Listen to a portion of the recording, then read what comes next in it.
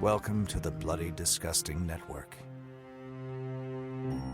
The ensuing show will change, transform, and otherwise alter you. Good luck. My friendship to all of you precludes my involvement with any one of you. But if you wanna make love, then I do too, and I'll be right there behind you. All in the name of oh, all in the name of oh, all in the name of oh.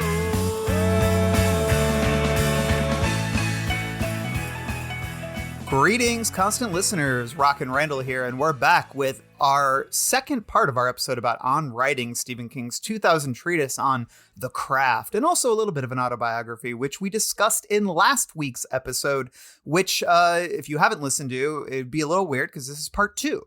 And part 1 informs a lot of what we'll be discussing here. That's typically how sequels work. So why don't we go around and introduce ourselves before we dive into the toolkit. Mike, say hello, and how the hell are you? Hey, I'm doing pretty good, Randall. This is Michael, a memoir of the craft Rothman. And yeah, it's a great Wednesday. I'm hoping that we have a real awesome heavy storm because I love when it rains. Just like Shirley Manson of Garbage, I'm only happy when it rains, actually. So how about that? But I'm only happy when it's complicated. Ooh. Who's that saying getting cheeky over there? Is that Mel? I don't know if Mike was done being cheeky. I didn't want to cut him off. I love that song. That's like great song. Great song. Hi, this is Mel. Just noticed that in her notes on the toolbox section, she has spelled grammar Grammer. Isn't that how Kelsey Grammer spells it? Maybe I needed to say something about Kelsey Grammer that I've since forgotten. He posted a great photo of him with some babes at Mar-a-Lago the other day on Twitter that we shared in our boys chat. Oh, that was at Mar-a-Lago. I love that you say great photo like it's comparative, like you keep track of other Kelsey Grammer contributions. Let's just say in the pantheon of Kelsey Grammer photos, it's top tier. That and the one where he says climate change is a myth, and when he falls off the stage, those are the three. Working as a UN interpreter.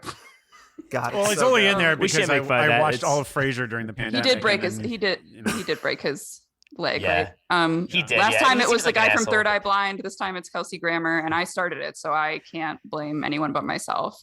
I'm having a great Wednesday night. I'm excited to get into the fundamentals of writing, the toolbox, the more engineering-based perspectives that King has, and feeling excited. Yeah, much to discuss. I'm excited to introduce our next guest, which is Dan Caffrey. Say hello. Hey, this is Dan Draven, as in Eric Draven Caffrey, because it can't rain all the time. If all of you may be listening, talking about the crow now. You've all been listening, saying, "I don't like all this talk about rain. I don't like the rain. I'm sick of the rain." And I would stand at the windowsill, put one leg up in silhouette, and with the rain silhouetting behind me, I would say to the little girl, "Can't rain all the time." She'd say, "Eric," because I love the crow. This is Dan Crow Caffrey, and I'm happy to be here. God. My favorite song about rain is probably Milli Vanilli's "Blame It on the Rain," because you got to blame it on something. Well, they certainly blamed it on themselves. All right. Well, anyway, 2000s On Writing. Let's talk about We don't know how to talk, but do we know how to write? I know how to talk, and I'm here to talk about On Writing, page 114. This is what King says about the toolbox. This is the next section. We spent a good chunk of last episode talking about the CV, or the autobiography that King sort of front loads the book with to sort of give you some perspective on how a writer's life informs their work. And then we spent a very good amount of time talking about what writing is, which is a very short section of the book. But yeah, if you listen to last week's episode, which I'm assuming you did, you probably heard us get a little bit real about our own complicated relationships with writing, I think, which is relevant, I think, because I think any writer has a pretty complex relationship with their own work. But now it's time to get into the nuts and bolts, the nitty gritty, what Stephen King calls the toolbox. I'm going to read this little section from page 114 of the original edition. I want to suggest that to write to your best abilities, it behooves you to construct your own toolbox and then build up enough muscle so you can carry it with you. Then, instead of looking at a hard job and getting discouraged, you will perhaps seize the correct tool and get immediately to work. And he talks about toolboxes, writing toolboxes having multiple levels. And what he basically breaks down in this relatively short section is the three elements that he thinks all writers should have in their toolbox. And they're pretty broad, but they're all important. And they're all a little bit different, I think, for every writer. One is vocabulary. One is Kelsey grammar. Just kidding, just grammar. And the other is broadly the elements of style. He talks a lot about Strunk and White's book, The Elements of Style, which you probably read in school to some degree. And those three sort of form the basis, I think, of coherent writing, producing writing that makes sense. Before you sort of integrate your voice too deeply, it's understanding the basics of these mechanics to make sure that you are. I think the key word that emerges through a lot of this is clarity. And I think that's a word that more writers should probably internalize, because I think clarity is something that is perhaps not as vaunted as it should be when you're talking about writing. It's very easy to get lost in the details, but as King notes, we're always telling a story here, and you want to make sure the reader knows where they are at any given time. But I guess broad thoughts about the toolbox. Is this something you think about when you write? Mel, what would you say? I think this section is so interesting in thinking about what he chooses to address and what he doesn't. It really sounds to me like he's just talking these things over in a bar, which is the whole book, I suppose. And I talk about how I like aspects of that in the last episode, but he just like skates over each of these topics. It seems like this is directed at like beginners, like students. Utter beginners. Yeah. And it's such a visual, like hammer to nail approach to these elements that he seems to have like chosen somewhat arbitrarily to me. Like he doesn't talk about POV. He doesn't talk about tense. He doesn't talk about tone. He doesn't talk about structure. He doesn't talk about linearity or character. So you get the sense that like this is sort of what he could come up with on short notice as the building blocks that are worth consideration. And it's important, but it's just so surface level that I feel throughout this whole section, he is on the verge of saying like, I don't know, when it works, it just works, but these are what books are made of. If you can't manage even this much, I don't know what to tell you. Like he doesn't 100%, know how to really like address the unknowable stuff. So he's like, I guess these are the components, and it's like it's not boring reading. You kind of get a sense that he's opinionated about. He is opinionated. He like hates the passive voice, and like that. It's always fun to read about people's little quirks and what they like and dislike. But there's just nothing that's super applicable from here to me anymore, right? Like it's just so casual and vague. Do you guys like remember, or do you currently like find this like super useful, or like what do you take from it? I completely agree, Mel. And I don't dislike this section because I do think there's value, especially for beginning writers. And I don't want it to make it sound like we're all, I don't know, Faulkner or something. But yeah, I do think at a certain point, when you're a writer, once you've done it for long enough, you're not really thinking about these kind of fundamentals and these like raw, tangible fundamentals in the way he is. I do think I have a toolbox as a writer, so I'm sure all of you do too. But it is much more rooted in things like tone, rhythm, character. Like when I sit and when I sit down and I do a certain thing, sometimes to my detriment, I can tell, oh, cool, that's one of my little tricks I'm doing. And sometimes it's good and sometimes it's bad and a crutch, and it's keep me from doing something a little bit deeper or keep me from breaking my own habits. Honestly, if I'm being quite frank, it's the section of the book I remember the least, which I know sounds weird because it's the nuts and bolts of writing, but I think I get a lot more use from the on living sections and just hearing about even his childhood, the stuff we talked about last week. But yeah, I don't want to write it off because I do think it would be useful maybe for someone who's just starting out. Yeah. Well, go ahead, Mike.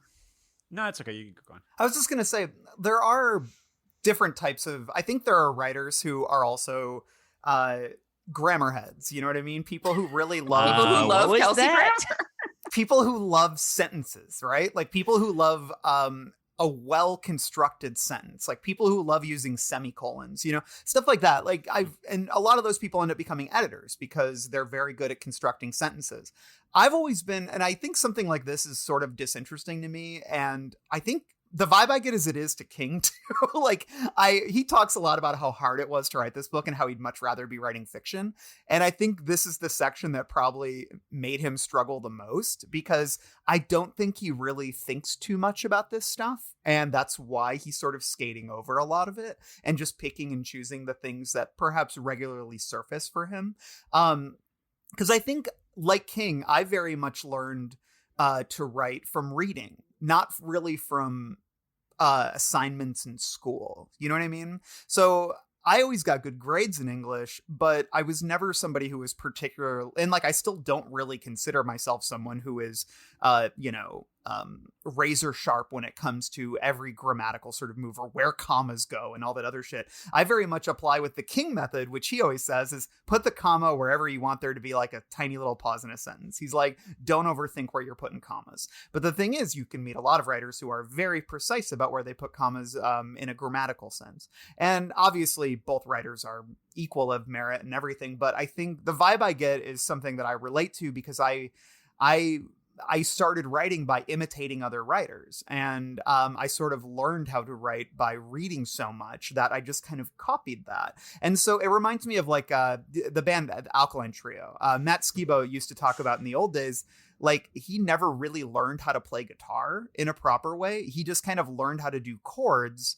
But if people asked him like, hey, play an F sharp, he's like, I don't know what that is, but he knows the sound and can recreate it, but he doesn't know it's called F sharp. You know what I mean? And so that's sort of how I feel, I think, about this kind of stuff sometimes. Like I would never want to teach a class about these sorts of nuts and bolts. You know what I mean? It strikes me, just even talking about it now, that it's more a list of his dislikes. It's like, just don't do these things. Don't do and adverbs, like that's a good don't start. do passive voice. Yeah. It's much less about what you should be doing and much more about like what annoys him. Yeah, which I think makes sense. I mean, he talks at the end about how this is, writing is just a learned skill. And I think about an exercise in, I think, high school or middle school, probably. Either way, it's irrelevant. But the point is that there was one day I remember one of my English teachers was like, all right, well, I want you to write out your day to day. Like, what is your remedial day like? And, so we all did the exercise. And then in reading it aloud, we realized we were forgetting a lot of the things that were part of our day to day. And it's because it's something that we're used to. It's something that's built into us. It's something that we don't really think about. We just do. And I think a lot of that is what writing is. And I think that's what he's trying to get in this section. I think if anything, him going back and mentioning the adverbs and a couple other things are probably those. I mean, it's better to know what not to do than what to do. And I think ultimately the takeaway I get from the things to do is what he says about the line from Strunk and White, which, by the way, Elements of Style was mandatory across my master's and my undergrad. Like it was just like the essential book I had forever, and I had it actually as my recommended book for all my writers. I think Mel and Randall, correct me if I'm wrong, I think at Groupon, at least when I got hired, they gave you a copy of it. Even that was like way after I'd read it. Yeah, it holds up. It's the most pretentious bullshit I've ever heard. I love it, man. Guy wrote Charlotte's Web. I love the book is good. But the Groupon giving it to us is like, like we're really going to consider what we do here on par with. Hey, it's paying the bills. But on page 133 of mine, it's King writes, must you write complete sentences every time? Perish the thought. If your work consists only in fragments and floating clauses, the grammar police aren't going to come and take you away. Even William Strunk, the Mussolini of rhetoric, recognized the delicious pliability of language. It's an old observation, he writes, that the best writers sometimes disregard the rules of rhetoric. Yet he goes on to add this thought, which I urge you to consider, which I ultimately think is the greatest takeaway for King here, especially for which I agree. I think this section is certainly for more budding writers, or budding writers that are going to become good to great writers, as King says in this book. He says, unless he is certain of doing well, the writer will probably do best to follow the rules, which is ultimately like what most of my, probably the savviest and the smartest teachers I had. Because I remember going into grad school and everyone thought they were bell hooks. They're just writing everything randomly and, all over the place. And it's, we were in the writer's workshop, and you could just tell, like, all of us had the urge to just, like, stop ourselves and saying, like, are you fucking kidding me? Like, who do you think you are? Which, yeah, like, I love, and I actually really like bell hooks, and I, which is probably why I don't capitalize any of my tweets usually. But the thing is that, don't worry about that shit early on, like, find that stuff later on down the road. Like, mostly just get this stuff on the page, because ultimately I think you're going to get distracted. Like you're a kid, like messing with HTML on a MySpace page, like, like, gotta get it perfect. And it's like, well, just worry about the content itself. And I think that's kind of a great lesson here. And I think it's ultimately something I wish that my teachers maybe in undergrad would have told me about, as opposed to something that was beat over our heads in grad school. It's like, yeah, we don't really know what the fuck's going on with English. It's changing every time. It's malleable, yada, yada, yada. Having said that, lean on the rules, because more often than not, you're going to be better following the tracks a little bit. And ultimately you can kind of, go off and meander a little bit once you know where you're at, Yeah. Otherwise you'll end up like Trisha and a girl who loved Tom Gordon. So Do you guys want to hear my favorite Swiftie? Swiftie. Are you talking about Taylor Swift? Yeah, are you Taylor Swift No. fans or? Oh no, No, the Swifties that he references in the book that are it's a type of sentence construction. Oh, that's I didn't read the book. Sorry. Okay. Wait, well, he you won't calls get it this, Swiftie. Randall. Yeah, say like it. a Tom Swiftie. I think this is probably in like the first page of Google results if you Google Tom Swifties, but it's I really love sled dogs, she growled huskily. Huskily, and that works on so many levels. yeah. The whole the adverbs thing is very funny, and because he clearly really hates it, but he also owns up to doing it himself, which is very smart. Because I remember on Twitter he said something about how he's never used this particular turn of phrase before. I can't remember what it was. He's like, I've never used that, and writers never should. And then people just flooded his replies with like 10 times he used it in his books, because of course he doesn't remember. Reply, guys. Well, he's written so much. Of course he's broken the rules a bunch of times. And here he owns it when it comes to adverbs, but it is fun. And I will say, out of all the toolbox stuff, this was something that, and this was drilled into my head in middle school, probably, because I used to always say things like, he gushed, or he, exclaimed. And I would always say shit like that. I know he would always, and now, yeah. And so I would always do stuff like that when I was in middle school and I was right. And my teacher was like, you don't need to do that. Like, it's simpler just to say, he said. And I remember thinking that I did that, but I remember thinking, I'm like, but isn't that boring? And then when I read this book, I was like, oh, wow, Mrs. Furness was right. And so I very much have, that's like the one, I think, out of all these toolbox things that's really been drilled into my head. And I love this little quote he has on page 128, where this is sort of related to adverbs, but it also speaks, I think, to what you're saying, Mike, which is, follow the rules, lean towards the rules, but, don't be afraid to break them. And and I just love this little quote, which is, good writing is often about letting go of fear and affectation. Affectation itself, beginning with the need to define some sorts of writing as quote unquote good and other sorts as quote unquote bad, is fearful behavior. Good writing is also about making good choices when it comes to picking the tools you plan to work with. I remember I was working on a play once, and one of my actors was like, you end a lot of your sentences with like prepositions or whatever. Like, he started saying shit like that to me, and I was like, because that's how people talk, dude. That the preposition thing always reminds me, in like Beavis and Butthead Do America. Yes, I always think of that. there's the FBI agent played by Robert Stack. And he's talking to his camper, assistant. they whacker. Yeah. He's like, hey, the shed where those kids are whacking off in, and he's like, you're an FBI agent, never end a sentence in a preposition. And he's like, oh, the shed in which they were whacking or whatever. And it's like, but I think isn't that Greg Kinnear? I think that's Greg Kinnear. I think is the aide, and then it's Robert Stack is the main guy. It's so I think. funny, I'm but pretty sure it's so true too. And I will say I mean, at my day job right now, I'm an editor, so like I do have to look out for grammar and all that stuff. And I do think of the preposition thing, even when it's fine. Like, I don't think we're writing about mattresses and everything. I don't think anyone's going to care. And also, I think as long as the sentence makes sense. But it is funny, the preposition thing and even the adverb thing. Sometimes I don't know if it's because of this book, like, are drilled in my head, even though I know there's no reason to be so strict about it. And like you said too, I mean, King, on one hand, shot himself in the foot with the adverb thing, but also I think it's kind of a baller move because, like, I'm reading Gwendy's Final Task. I spotted a bunch of adverbs, and I was like, oh, Steven, or oh, Richard. Those were all Richards. Yeah, he's going to blame it on him.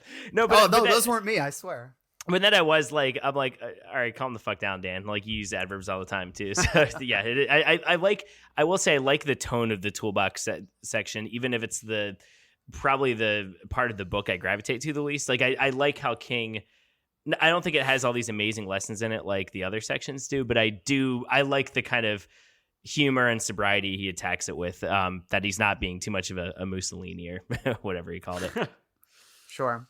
Yeah, I think it is interesting because I think some of these concepts, he seems to be very irreverent when it comes to these concepts to a degree as well, because he's very much like right sentence fragments. That's fine. That's how people talk. That's how, stories can be more propulsive if you do it that way. And I feel like since the rise of social media, like, a lot of types of writing that used to be more formal have become less formal because people are trying to embrace a more natural cadence when they write, be it ad copy, technical copy, a lot of this kind of stuff. Like, you'll read, part of this is very dire because you read like, stupid fucking brands being like, what up, chief? And it's like, shut up, just sell me a burger. I don't want you to talk to me like you're a person. What up, chief? But I do think it's interesting that I feel like these sort of formal writing concepts have even fallen out of favor to some degree in more professional types of writing, as I think a lot of brands are trying to chase a more natural and approachable voice. I mean, obviously there's always going to be a place for it, but just an observation I had. Any other thoughts on the toolbox here? Before we go into I think the section King was much more excited about, which was on writing. I just want to give a shout out to his Uncle Oren. He just talks about him a lot, and he talks about Uncle Oren having a literal toolbox. And no one else remembers Uncle Oren? I don't know. He brings him up. Oh, I remember. That was a good story about bringing the whole toolbox instead of just the one. He feels like a King whatever. Character, one of those salty Maine locals who have. But the funny thing is, though, he sets up that whole story, and he has this whole little toolbox image that he creates, but he really doesn't commit to it. No, he doesn't. Like, this whole concept of like, oh, you have different levels of your toolbox, vocabulary, and all this stuff. But then he's just kind of like, yeah, but you can throw most of that out. He's also like, Stephen, what do you mean by vocabulary? And he's like, I don't know, the words that you words. use. I'm like, after Eula Buell, I'm surprised it didn't end with, and anyway, Uncle Oren took the pipe wrench and beat me senseless with it. We had a good laugh about it later on over several beers when I shouldn't have been drinking. I was waiting for him just to become more unsavory, like every other adult that King talks about in this book. But he's a good guy, Uncle Oren. Who do you think's better though? Do you think Uncle Oren or Uncle Otto? Because Uncle Otto's truck. Uncle Otto just kind of litters outside of town, whereas Oren kind of seems like he cleans things up with the toolbox. So yeah, and it gives King a good metaphor to semi-use. So yeah, Uncle Oren greater than sign Uncle Otto. Okay. Any other thoughts here on the toolbox, or should we close it up and roll up our sleeves and start writing? What was that? I was doing like Home Improvement. Okay. Yeah, Home Improvement toolbox. Okay, Tim the right, Toolman Taylor. Like, that was what I thought you were doing, but then so that's why I did Is there a character in The Crow whose name is Toolbox? Oh, there's Tintin. Are you thinking of there's Tintin, Skank, Top Dollar. Oh wow. Okay. Home Improvement So right now. T-Bird and Fun Boy. Opened the Crow box with I've got those a are all lot the of crow. characters. I got my Crow bar, and I'm gonna crack open J.O. Barr's graphic novel and talk about the Crow. It's a good graphic novel, and it's really happy, and you always feel miserable. really good after reading it. Oh god, it's great, but it's like you just feel literal misery oozing off the page. But you also get the elements of style, which really pop on the page. Ooh. So on that note, I'm going to read the opening of the on writing section of this, page 141. I think this is almost, to some degree, I think it's him again grappling with the idea of, can you teach somebody to write good? There are no bad dogs, according to the title of a popular training manual. But don't tell that to the parent of a child mauled by a pit bull or a Rottweiler. Hey, you own a pit bull, Dan. Yeah, I don't like this pit bull hate. They get enough hate, and I will not have it, and neither will Hank. Well, King says he or she is apt to bust your beak for you. Well, I'd like to see what Hank does to him after he busts your beak. Probably just fucking hump him or It's something. hard to tell when you stop reading. yeah. Everyone's like, okay, wow. now I'm not going to stop reading again. I'm sorry. I keep interrupting too. I'm sorry. Good. No, King was talking about Dan's dog in the actual text, though. And no matter how much I want to encourage the man or woman trying for the first time to write seriously, I can't lie and say there are no bad writers. Sorry, but there are lots of bad writers. Some are on staff at your local newspaper, usually reviewing little theater productions. There it is. That's so condescending. That's what I'm talking about. The theater. He always comes back to that, and I feel like he also conflates crappy community theater with crappy art house theater, and then just applies it to all theater in general. It really bugs me every single time. There is a lot of shitty community. I know theater. I said I wasn't going to stop, but no. I'm glad you did, because we talked about that last time. So yeah. That's funny. Okay. Usually reviewing little theater productions or pontificating about the local sports teams. Some have scribbled their way to homes in the Caribbean, leaving a trail of pulsing adverbs, wooden characters, and vile passive voice constructions behind them. Others hold forth at open mic poetry slams, wearing black turtlenecks and wrinkled khaki pants. They spout doggerel about, quote unquote, my angry lesbian breasts, and quote, the tilted alley where I cried my mother's name. I kind of like the last one. Me too. Oh, I forgot to mention in the toolkit, this relates though. He gets really mad about, he says writers should never use the phrase "that's cool" or something. Like, do you guys remember when he says that? Yeah, did he say he was like gonna throttle, and he wants to throttle anyone who says that? Throttle anyone who uses the phrase "that's so cool." I say that's cool all the time. I know. Now he's got like in the Institute, he's got the kids being like, "That's lit, bro." Hey, Rihanna, did you get that new album? What we should probably try to do is, like, every time he tweets something, about politics, we just reply back to him like, "That's so cool," or that's cool. "That's cool." Thank you, Steven. Very cool.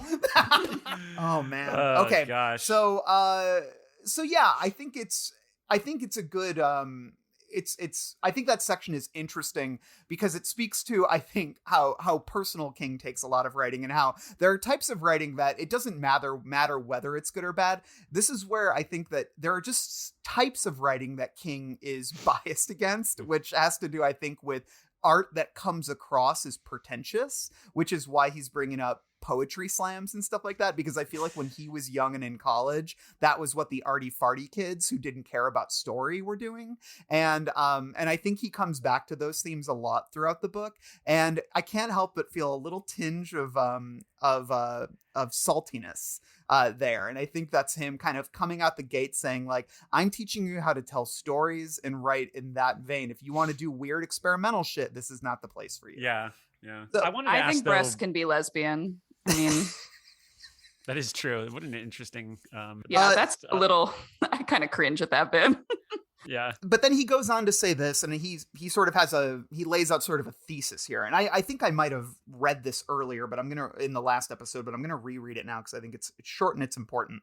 I am approaching the heart of this book with two theses, both simple. The first is that good writing consists of mastering the fundamentals, vocabulary, grammar, the elements of style, and then filling the third level of your toolbox with the right instruments. The second is that while it is impossible to make a competent writer out of a bad writer, and while it is equally impossible to make a great writer out of a good one, it is possible with lots of hard work, dedication, and timely help to make a good writer out of a merely competent one.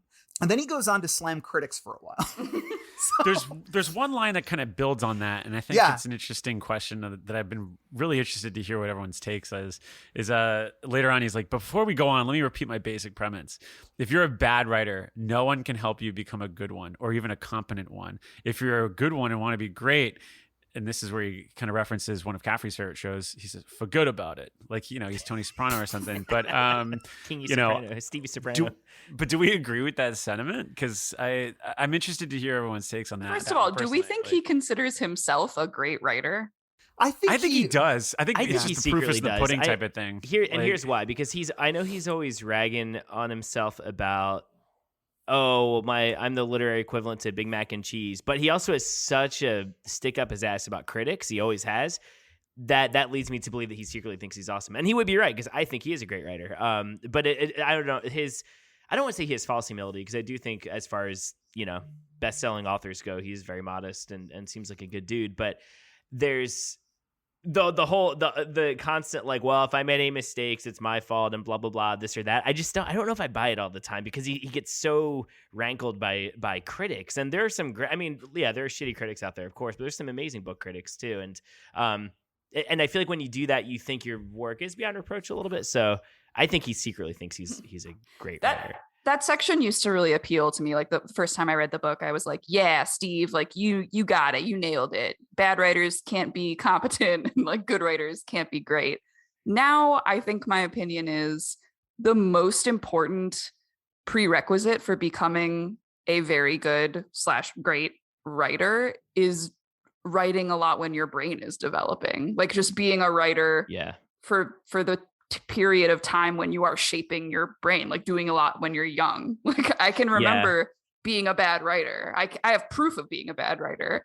And it's because I was on these fucking online role-playing sites every day that I am now, I would say, a competent to good writer. Well, I do think, and I agree, but I do think part of that has to, you write a lot while your brain's developing, but also, I think this maybe is the mark of at least a competent or a good writer. I think you have to be willing to take criticism and go there and do the work, like he's saying, because I remember a lot of students, not a lot, but like a handful of students when I was an undergrad and taking, fiction workshops or whatever, that weren't bad necessarily. Like you could see the kernels of talent there and you could see what they were going for, but they would get so pissy whenever revisions came into play or they got a little bit chewed out by the teacher. And you would always see this kind of dividing line then, like of the students who, okay, they're just like not going to go along with this. And like, I remember I talked to this one guy, I think his name was Eric or something. And I remember after, Eric. Yeah, Eric, shitty Eric. No, no, I'm kidding. But I remember after class one day, it's just like an undergraduate fiction 1 workshop. We had to write a story that was, I don't remember what the assignment was, but there were some rules set out. Like, okay, it can't start with someone waking up. It can't end with having been a dream. Some typical like trying to get us to avoid cliches. And he thought it was going to be clever to write a story that broke all those rules. And the teacher just like called him out. And he's like, oh, come on, I've seen a million students do this. And don't do this again. This sucks, blah, blah. And like I said, I didn't think this guy was a bad writer, but he was so turned off by that. And I remember he even said, oh, well, Professor Foster, he can be proud of himself for discouraging me from ever wanting to write again. And then I'm like, okay, well, yeah, if that's how you get from that, those very justified comments, then I don't think you have a chance of being a good writer, if that makes sense. Yeah, Mike. I think it's entwined with something that we were discussing last week, which was the idea of the ideas, like finding ideas, and, my argument last week was just that I think that those that are able to come up with those and drum them up, I think that's the big magic of being a writer. And just having worked with writers over the last decade, the one thing I will say is that observation and I think is so key. Mm-hmm. And Mel, you mentioned point of view. And I think that that's intrinsic to like writing. I think it's so, I just think that if you don't focus or prioritize point of view sometimes, and just also just what those observations you're making, I think those are really key tenets of writing that are really hard to develop. Yeah. And that's what I've learned with working with writers before, where I've had writers that'll bring me clean copy, and yet they'll say nothing. Right. I'll be like, well, there's nothing here. Like, why didn't you, what happened, what happened in the middle of the show, or what happened before? Where are the quotes here? Like, what are the observations that you're bringing to the table? And I've had conversations where I've tried to explain that to them, and, getting on the phone or going through email, and it's just deer in the headlights. Like, they just don't get it. And for me, like, if you don't have that engine, to be able to do that, like I don't know, that's a really hard thing to train. Whereas if you do have that, and maybe your copy isn't great, I think that you have a better chance of being a greater writer. Mm-hmm. Because I think a lot of those things that you do need to learn, like the style and like you can't teach the voice, perspective, you can do it. You know what I mean? Exactly. Yeah. Like, and I don't think you can maybe you can. I don't know. The thing I was going to say is I don't think you can teach flexibility either. Like if someone's digging in their heels, either about not taking critiques or just being like, no, I feel like when we were all doing pop culture writing, a lot of what I would hear from publications, and I wasn't doing this, thank God, but they would be like, look, just pitching an interview with a band is not enough. Like I need to know, what's the angle? Okay, oh, well, I'll talk about their new album. Okay, great. But like how is it tied to the context of their career? What does it have to say? How is your article going to be different from everyone else's? And it's funny because Stephen King, a lot in this section, bristles at theme a little bit. And I would argue that he does have a lot to say with his books. And he says that he's after the fact, he can look back and say, oh yeah, Salem's Lot is about small town rot as seen through the lens of vampirism, whatever. Right. But it's funny that I think he does bristle at themes sometimes, but I'm like, I think you at least have a grasp, whether you know it or not, on what you're trying to say from the beginning. I mean, you kind of have to if you're as prolific as he is. I guess I took just that feel like as- oh, sorry. Go for it. there are exceptions to both of your points here. Like, I think there are undergrads that I have known that have been like, I'm not taking any of this feedback, and they can like go off but like they might, because of their like stubbornness and their commitment to their craft and their like wanting to be different, like if they kept at it for years and years, like yeah, they might produce something that like nobody's ever seen before. That's Paul Thomas Anderson. He dropped out of school. Sure. And then Yeah. I think perspective can be built with age, like it just gaining a sort of worldliness for sure. It can be something that you can try to train yourself to do. I guess I feel that it would be the most difficult to like take someone who was in middle age, had perspective, was flexible, but just had like kind of none of the writing instincts that are maybe even a little more technical. I feel like they're worse. Like, I don't think they could really learn. Like, I agree with that. I think I like what you said, Mel, about you have to write a lot when your brain is still developing. I think once your brain sort of, settles into that hard, stony lump that, comes with age, that we all have, where it's like, can't teach the old dog new tricks. I think that's when the bad writer is forever the bad writer. But I think, it's hilarious to read shit I wrote when I was young, and I obviously got better. But I think the hard thing is King is talking about teaching people. And I think teaching can only go so far. I think the only way to become a better writer is to keep writing and to keep reading. Like he hammers that home so much, as you have to read a lot to become a good writer. And that to me is the number one fucking truth that comes out of this. I'm gonna sound like such a like highfalutin asshole right now, but on every syllabus I have for my students, and this is for playwriting, I start with that quote. I said, "Was it writers read a lot and write a lot or whatever it is?" But it's whatever. Whatever the fuck I read that it quote once. is. It's important. The exact quote. Whatever my goddamn. Whatever it is. I write that, and then I write "or some shit," Stephen King, and they spell Forget his name. about it. They spell his name with a V instead of a PH. No, but it is true. I mean, I do think it's such simple advice, but I do think it's the truest advice, because if you do have the passion for it and the willingness to do some of the things we're talking about, I think you will read and write a lot. Here's a question for you guys, because I consider all of you great writers. I know you were saying, okay, yeah, I'll read stuff back from way back when, I'll cringe. That being said, do you ever find something from when you were younger and you're like, oh shit, that's pretty good for how young I was? And maybe that leans in a little bit to the raw talent. Yeah, man.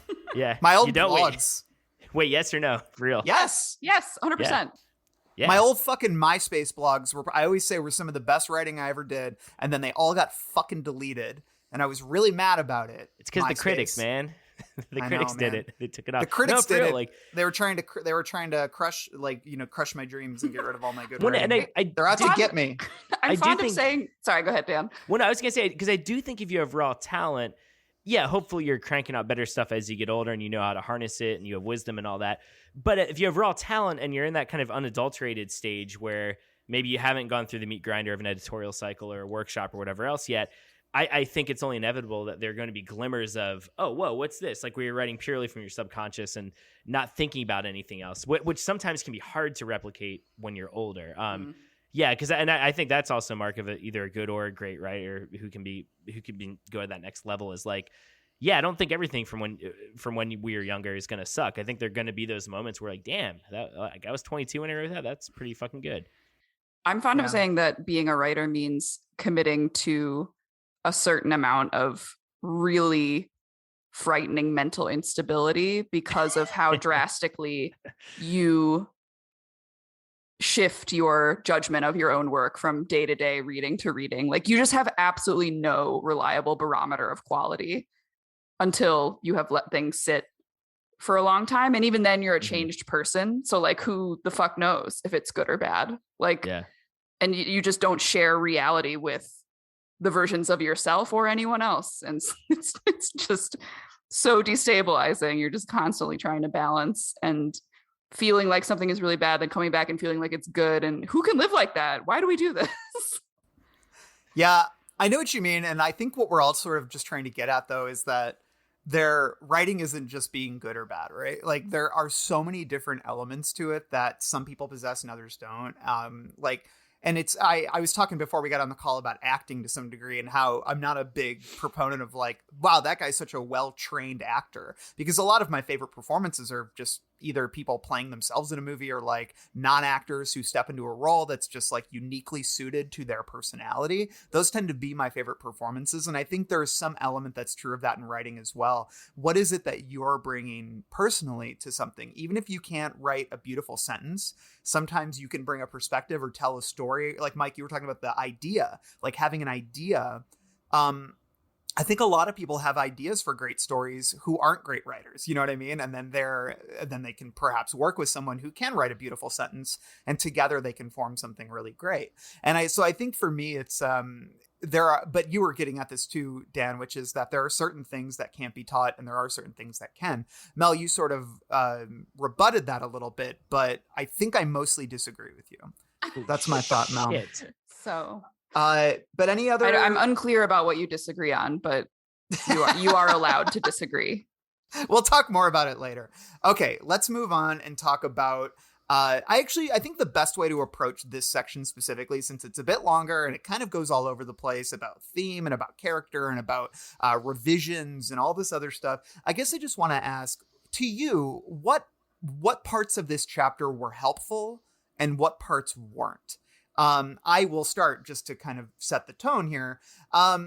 He talks pretty early in this about the idea of the muse and the idea. And we talked about this a little bit last week about the idea of waiting for an idea. I love the way he phrases this, though. And this actually echoes some of the stuff he says in Bag of Bones about writing, which was probably my favorite part of Bag of Bones, which is the way he writes about writing in that. But he says, there is a muse, but he's not going to come fluttering down into your writing room and scatter creative fairy dust all over your typewriter or computer station. He lives in the ground. He's a basement guy. You have to descend to his level, and once you get down there, you have to furnish an apartment for him to live in. You have to do all the grunt labor, in other words, while the muse sits and smokes cigars and admires his bowling trophies and pretends to ignore you. Do you think this is fair? I think it's fair. He may not be much to look at, that muse guy, and he may not be much of a conversationalist, but he's got the inspiration. It's right that you should do all the work and burn all the midnight oil, because the guy with the cigar and the little wings has got a bag of magic. There's stuff in there that can change your life. So I guess I just love that notion of the inspiration comes by immersing yourself in the work. You can't wait for the inspiration to create the, bed of feathers or whatever that is that creates the story for you. You have to start pushing through the swamp to get to the clearing. I think that's something that I found very true in writing, and I remember that resonating with me when I was young, and I think it helped instill in me a certain work ethic that I think has benefited me as a writer.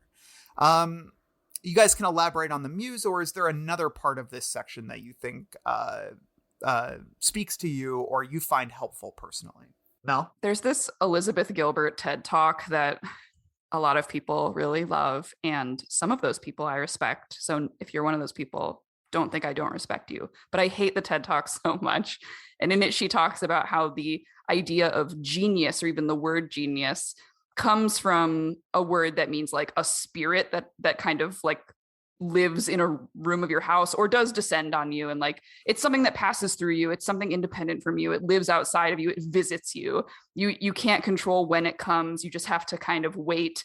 And then this external force might at some point choose to inhabit you and flow through you. So yeah, like you, Randall, I really like how King kind of nests the unknowable part of inspiration in the basement of the brain. Like, to me, I do think he is saying it's not external from you. It's the basement is within you. It's right. Part of you. The muse is part of you. I really, really don't. I get really grumpy about people that embrace the sort of mysticism of inspiration and muse and genius being something that is completely spiritually independent. One of the people that Elizabeth Gilbert references in this TED Talk is like a poet who says that she hears a poem coming at her like from over the nearest hill and has to like race to the place where it's going to be so that she can catch it by the tail and maybe get some of it down. And look, again, if that's how you feel, do not let me delegitimize that. Just do your writing. But I think that's fucking stupid. It sounds sorry. like horseshit. It's too That's precious. a monkey pissing in its own mouth. Yeah, I agree. I I get unnaturally mad about people who try to turn writing into some spiritual act. But I think that when I was younger, I did that too. And then you actually learn what real hard deadline-driven writing is, and it's not that. I think we can all relate to that, Mike. I think that's what you're going to say, is because we all know what deadline-driven writing is like, right? You know, go ahead. Yeah, and I think that shatters a lot of the sort of, you know, the preconceptions you have of writing. Like I remember the first thing we did in one of my English classes in undergrad was the teacher came in and did exactly what Mel has just said. Was like, you know, what is your inspiration for writing? Like, what? Or no, actually, the exercise was, I want you to write an essay about like what you do to kind of get in the mood for writing. And I was like, you light some candles.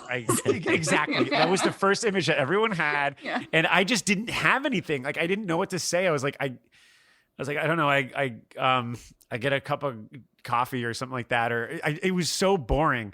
And I've thought about, and I balked at it. I balked at it so much. And I was just like, I was like, well, I don't have a routine. I just, you know, if I have to do something, I go and do it. Or if I have an idea, I'll go sit down and do it. But the truth behind that is that there is a routine. Like you know, even as much as like you know, Randall, you just talked about the deadline thing. Like even in the midst of those deadlines, when I have to go in and I have to punch in something out, there were little things that I would do that I just didn't even know about it. It's kind of like what I was saying before, it became routine. So it just wasn't part of my mind, like when I thought about it. But one habit that I had was that like whatever I'm writing about, I have to have some sort of like oratory sensation with it. You know, like if I'm writing about, like, it's so stupid though, but like if I was writing about like, you know, like a Stephen King news or something like that, I would go and put on like, I don't know, the Stand score or something like that, or the Dead Zone score or something like that. Or if I had some, you know, if I was writing any features that tied to things that I could have some sort of audio component that can tie to it, it was just subconsciously I would do it.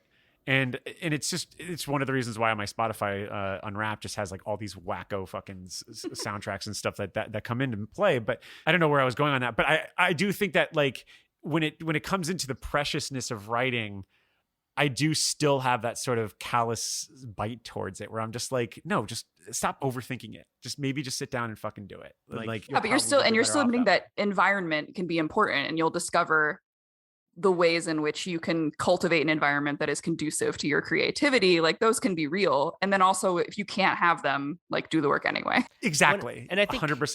Yeah. And I think too, that's what, I mean, that's I've said this last week, the part, I think my absolute most favorite part of the book that I think is the most effective is what you just said, Mel, because King's big on that too, about when he talks about his desk later on and everything, and just this idea of having a life outside of writing.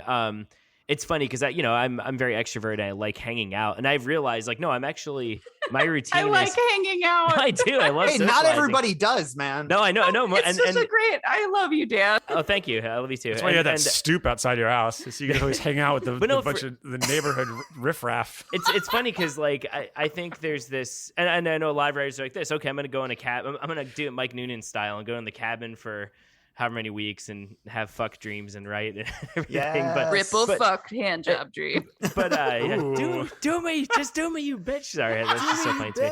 But I like to hang out.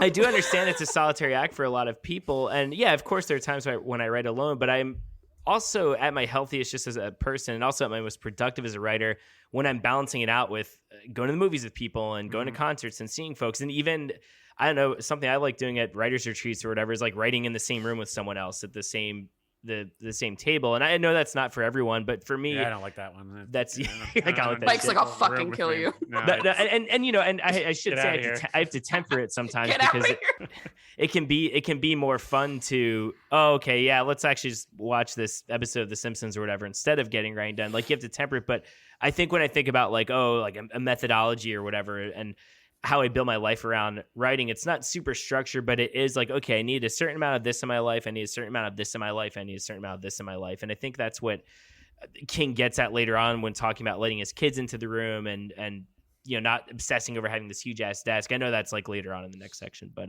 I do like the advice to shut the door. That's advice that I need to take more often. Yeah, same. I don't do that enough, and it would help me. And he does get a little preachy about TV in that section when he's which is like so a funny, total technophobe. Well, yeah, he talks about. Well, I actually will talk. I don't want to interrupt you, Okay. but we'll talk about his TV thoughts shortly. I do want to talk about the part that I have the most beef with here. Yes. And we've already sort of touched on it, I'm sure. It's going to sound defensive and grumpy and sour grapesy, and I assure you that I know how it sounds. But I don't think that talent always means that you are compelled to do the thing that you are talented at. And I don't think every great writer loves writing so much that they can't help but do it. And I think that the book does something actually pretty pernicious here, implying that writing won't feel like work, that if it's your calling, you will be called to it and you will be not able to resist it. And I understand that it's how he personally feels, and I'm very happy for him. But this section really fucked with me as a younger writer, because I thought that if I didn't want to write all the time, I didn't have ink in my blood, right? And instead, I'm his kid with the saxophone that's practicing but not living, you know? I love that story. Yeah. Yeah. Just to reiterate, he talks about how Owen was really into the E Street Band, right? And he wanted to play the saxophone. He wanted to be like Clarence Clemens, which is hilarious. Did yeah. Just And, imagine it's so like funny. cosplaying as Clarence Clemens with like Just you like, know the bandana and in the stuff. mirror. A good role model to have. No, Claire. bad, Look, yeah. my favorite It's just musicians funny to respect think you, of but baby Owen King. like I'm just that, picturing yeah. Owen King as an adult with like sunglasses and the fedora and like a big vest on, just like wailing on a baritone sax. But they're popular too, so like, or like, you know, they're famous at that point. So it's like, who, you know, maybe little Stevie came over and, you know, jammed with them and stuff. But But yeah, he basically talks about how Owen, they bought him a saxophone. He was learning, but he was only practicing when he was like kind of in his assigned hours of practice. And they took that to mean that he wasn't passionate about it and that he didn't, you know, I guess you got to be a famous writer, son. You know, no saxophone for you. But so I like what you're saying, Mel, and I think that's very true. I think like the difference for me is that when I was young, I feel like I did have that. I would write all the fucking time and I was drawn to it. I would write during classes, like math class. I'd be in the back row writing my stupid little stories. But that's something that faded once writing became work. You know what I mean? yes, 100%. And so I think that is, and that's, I talked about that Mike and I, we both talked about that in our last episode. And I think that's why those feelings surface for us, because I think they trigger something in us too, Mal, which I think I've personally doubted myself as a writer because I don't have that same fire in my chest that King does. And I think that's almost what makes him not the best person to write a book about writing, is because he is literally supernatural in how he writes. Like, you can't teach people to do what he does, And because he writes so much. I do now think it's sort of amusing now to read this. It's just kind of funny for how openly opinionated and dismissive it is, because he is like such a superhero about it. He's like, yeah, you just do this. What? It's not this easy for all of you. You just love it all the time. Yep. And but it's just the prescriptive nature of it. I feel the same about the length thing, about A, writing every day, and B, producing like the measurable amount that he proposes, which is what, like 2,000, 3,000 words or something. It's insane. And I know it's not his intent, but these sections, they present a quote right way to do things. And there's just like this naive incredulity about those who can't meet his standards, which sound very reasonable to him.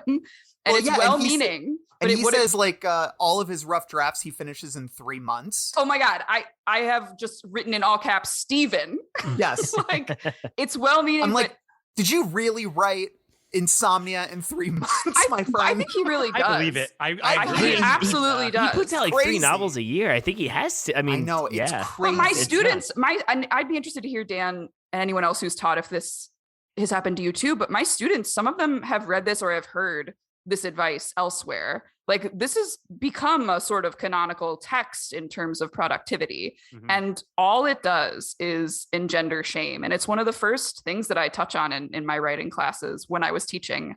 I would be like, how you should look at this prescriptive statement and just know, like, it's not intending to do this, but kind of all it does is produce shame in you. Like, kind of ditch anything that you feel that way about. Like, you don't have to write every day. Yeah. Well, I think it also comes into the fact that, like, he's never really had writer's block. I mean, he's admitted that. Like, you know, he said, like, the only time, you know, it's very rare and in between that he has, you know, what he considers writer's block. And I feel like if I could have sworn I've read somewhere he doesn't even believe in it. And I think that's also telling in the sense of just, you know, his application towards writing, or like his commitment, or the endurance of writing for him, is that, like, you know, I feel like so many other writers, and, you know, the average writer out there does have writer's block, does get to those points where you can't produce the amount of word counts that he has. Whereas I think like King's advice then would just be like, oh, just keep going, you know, it'll come to you. And, you know, or maybe go out and go for a walk, and it'll come to you. And, you know, there are instances, I mean, one of the reasons why I stopped writing short fiction or even long fiction is that you do get in those moments where you are just circling a fucking cul-de-sac. And it's just like, at a long enough timeline, you know, you either say A, I ditch the book, or B, you know, I don't want to do this anymore. And like, I agree with you, Mel. Like, I do think that stress of like, fuck, why am I not producing this? It comes into I think that does fuel a lot of self-deprecation as a writer. If you're not, you know, producing that sort of allotment, because that is that's a lot of words. I mean, especially if you're doing fiction. I mean, it's a lot of ideation alone. And I don't know. It does seem like maybe you could have notched it down a couple hurdles, I think, or, you know, turn the volume down a little bit. Put on some training wheels for us. Yeah. I mean, the myopic nature of this book is what I love about it. And so examining it now again, I'm kind of like, this is great. This is like, I mean, I just love that he can't see outside himself. Like, the book is very consistent in that regard. Yeah. And I think the counterpoint to make someone, and I think this made me feel better when I was in college, was I studied James Joyce a lot, and James Joyce would say, you know, he would write 5 words in a day and be happy with that, because they would be 5 words in the right order, and he thought they were amazing. I mean, yeah, it took him 10, 12 years to write a book, but they were the greatest books ever written by some measures. So it's... and his comp was what? Vonnegut? He talks about how Vonnegut would just sit there and just rewrite over and over again. I mean, until he would get it perfect the first time, yeah. And he's realistic about the fact that, you know, the differences of writers out there are out there, you know. I mean, not everyone is going to, you know, run as fast as he does. Well, and I think pages too, because I mean, I look at what you said, Mel, about like he doesn't step outside himself, which I actually think is useful. I think there are these myths out there that, oh, teaching is objective or should be objective, criticism should be objective. I'm like, no, fuck that. All that stuff is subjective. I mean, I don't think objectivity exists maybe outside of math, I guess. And I think it's actually, I think that's why I like this book so much too, is that, okay, yeah, we are getting the Stephen King approach. Whether or not that's the exact approach that's going to work for us, that's up to you, right? But also, I think what it does is inspire you to come up with your own approach and your own kind of amalgamation of the techniques he outlines. But like you said, when you're younger, though, that can be really imposing. You're literally Googling how many words should I write a day to be a writer. Something I say to my students, because I do want to instill in them, at least while they're in this class, to take writing seriously. And I accept that, okay, yeah, they're not all theater majors. Not all of them maybe even want to write. Some of them just probably took this for credit. But like, while you're here, I want you to take this seriously, just like I think any teacher would with their subject. And also, I think there are ways to instill that in them that don't have to do with word count or pages cranked out a day, or even writing every day, to be honest. Like, yeah, of course it's great if you can write every day. But I say this, I mean, yeah, I don't know. Technically, we all write every day, I think, but it's also easy to go, oh, cool, I wrote for my day job. I wrote today, you know, not, oh, I worked on my novel or my play or my short story. So yeah, I think there are healthy work habits to instill in your students that don't have to do with like hitting this benchmark all the time. Yeah, Mike, what were you gonna say?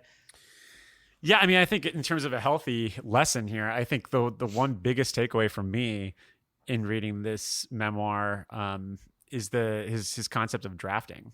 And just the idea that you do need to walk away from it. And that's something that, you know, I got in so many tunnels while writing, just like, okay, I gotta keep this going. I gotta keep going. And I think I've said it on this podcast before, but I thought the biggest, you know, advice that I always give to writers is that if you ever get stuck, you know, like go to the bathroom or go take a shower or go get a couple of, I don't know, a cup of juice. Or Mike's something. Like, what's a liquid? I don't just anything, you know, I don't drink enough, I guess. Your juice. For me, what I've always learned at the micro level, this is just at the micro level, when especially when you're dealing with deadline writing, is that if you disconnect and you come back, more often than not, 9 times out of 10, and that is a fucking lofty stat, so don't hold me to it, I usually go, oh yeah, and then you get the kicker. Or is one of my professors said, usually your kicker is in the paragraph beforehand. And I'm like, oh, okay, that's an interesting one too. Bottom line, the idea of him saying, resist temptation. If you don't, you'll very likely decide you didn't do as well in that passage as you thought, and you'd better retool it in the spot. This is bad. The only thing worse would be for you to decide the passage is even better than you remembered. Why not drop everything and read the whole book over right then? Get back to work on it. Hell, you're ready. You're fucking Shakespeare. You're not, though. And you're not ready to go back to the old project until you've gotten so involved in a new one, or re-involved in your day-to-day life, as Caffrey was just mentioning, that you've almost forgotten the unreal estate that took up 3 hours of your every morning or afternoon for a period of 3 or 5 or 7 months.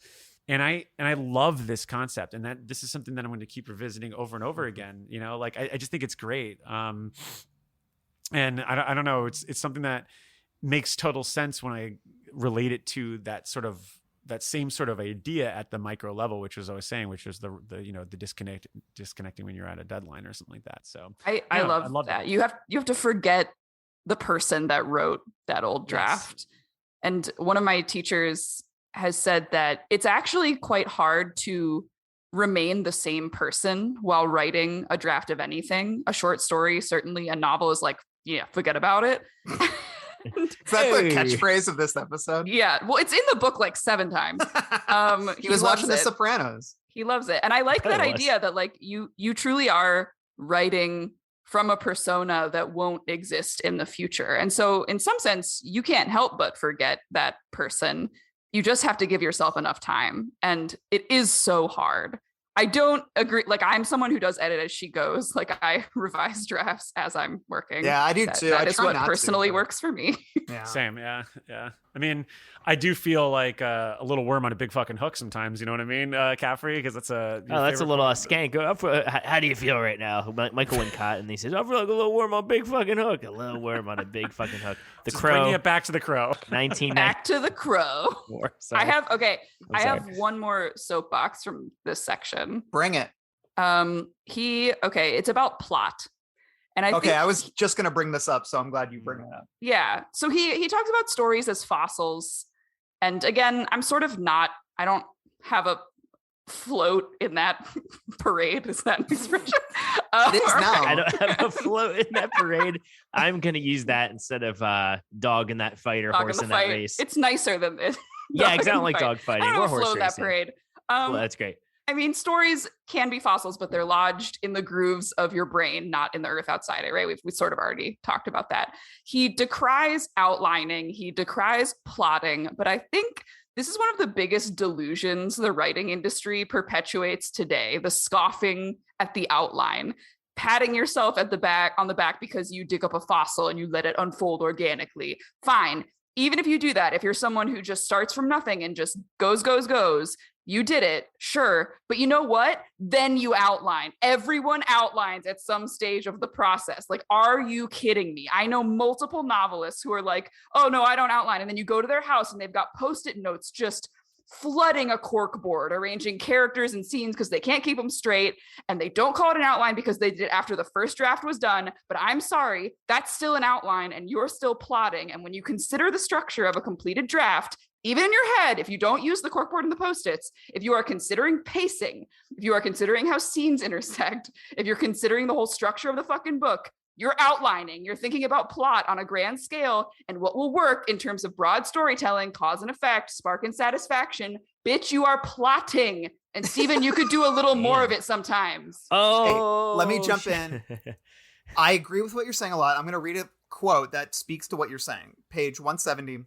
He says, please remember, however, that there is a huge difference between story and plot. Story is honorable and trustworthy. Plot is shifty and best kept under house arrest. He doesn't define what he thinks plot is. Well, I was right about to say, I underlined that and I was like, I can't wait for him to elaborate on this. And he doesn't really elaborate on it.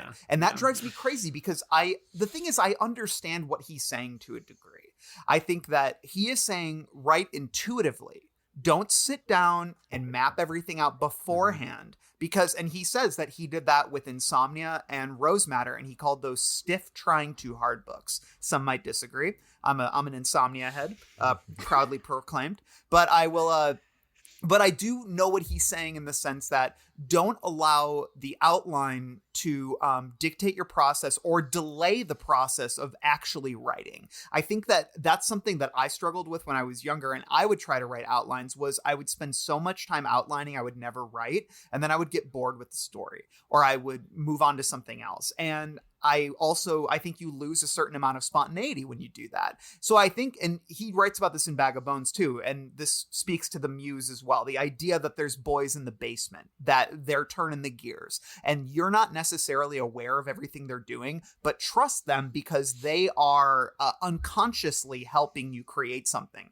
This again is King's myopic nature, because I don't think that helps everyone, but it helps me personally, because I think that's how I write best, is I write intuitively. But I will agree with you, Mel, that I would never say I don't outline, because I think I write until I start to see, the shape of the fossil, and then that's when I start to, lay out my Dr. Alan Grant strings and little dust things and all that. And I just have a bone to pick, because I think plot is looked at as lesser still in perhaps like academic circles or MFA circles.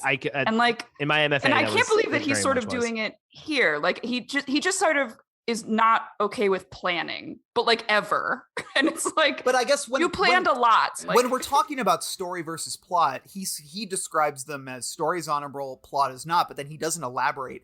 What do you think he's saying with that? You say that this is a larger trend in the literary world. So in when I was in grad school, one of my professors had a class specifically on story, and then he had a master class on plot. And I liked how I'm probably butchering it a little bit, but I think story is maybe more of the overall gist of a novel or a play or screenplay or whatever. Like Salem's Lot, right? Okay, the story is Ben Mears coming home to write and wrestle with demons. He uncovers. Hey, no spoilers. Yeah, right. But no, I think it's more the overarching. It may be more closely tied to theme, and I think plotting would be the exact schematics of that. So it would be the outline, the breaking down of every single thing. That's how I come to understand it. I don't know if that's correct or what he means by it, but when I think of plotting, I do think of the post-it notes and the outlines and all that. Story, I guess I think more of a summary or like an elevator pitch or like I said, maybe what you're trying to say with it. But like I said, I could be wrong.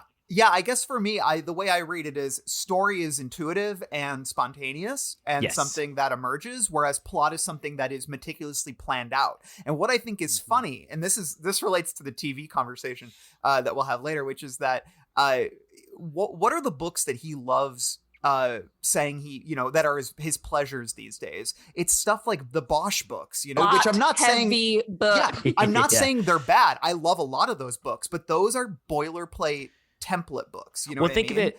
It's like they're like Goosebumps books, but for 45-year-old guys. Here, think of it this way. So and this is how maybe we know he does outline it, at least Mel's definition of it. So he always talks about The Stand, right? Now, yes, the story of The Stand seemed to be one of those fossils that came out of him. That I'm gonna do my version of Lord of the Rings, but it's gonna be a pandemic, and instead of Mordor, it's going to Vegas. Instead of a Hobbit, it's Sea Rebna, et cetera, et cetera. But he always talks about how he got stuck on The Stand when they got to the Boulder Free Zone, because everything became too harmonious and there wasn't conflict happening. And too the way meetings. What'd you say? Oh, too many meetings for sure. And he talked about trying to write a bunch of different ways out of that, and none of them were working. And then the thing that got him out of that was the bomb in the house, was Harold and Nadine planning that bomb and killing, half of the main cast in Boulder. Spoilers. Now that's plotting right there. That is plotting. Yeah, sorry. It is plotting. That is plotting. That's plotting. And it got We've him. done like 8,000 episodes on The Stand. And it's People, outlining. it was a joke. And People it's define outlining. it as something like, people are like, oh, plot kills the lightning bolt that surprises you. It like kills the inspiration. Like, what? Plot is sequential events. You're just doing planning later. Like, you don't have to kill the lightning bolt. You can have both.